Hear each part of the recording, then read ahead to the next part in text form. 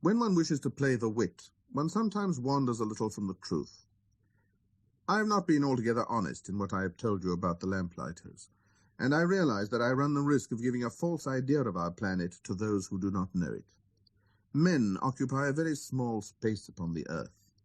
If the 2 billion inhabitants who people its surface were all to stand upright and somewhat crowded together, as they do for some big public assembly, they could easily be put into one public square 20 miles long and 20 miles wide.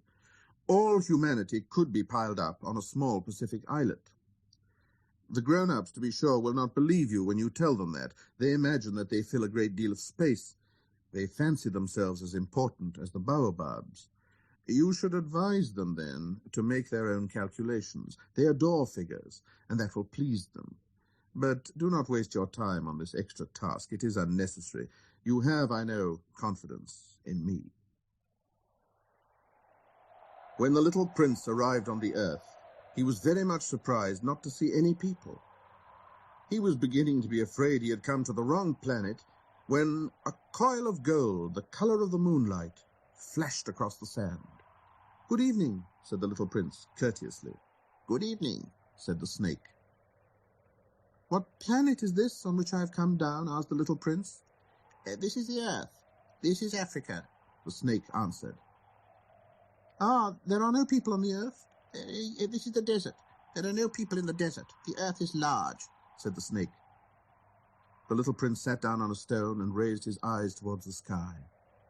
"I wonder," he said, "whether the stars are set alight in heaven, so that one day each of us may find his own again. Look at my planet. It's right there above us. But how far away it is." "It is beautiful," Snake said. "What has brought you here?" "I have been having some trouble with a flower," said the little prince. "Ah," said the snake. And they were both silent. "Where are the men?" the little prince at last took up the conversation again. "It is a little lonely in the desert." "It is also lonely among men," the snake said. The little prince gazed at him for a long time. "You are a funny animal," he said at last. "You are no thicker than a finger." "But I am more powerful than the finger of a king," said the snake. The little prince smiled. "You are not very powerful. You haven't even any feet. You cannot even travel." "I can carry you farther than any ship could take you," said the snake.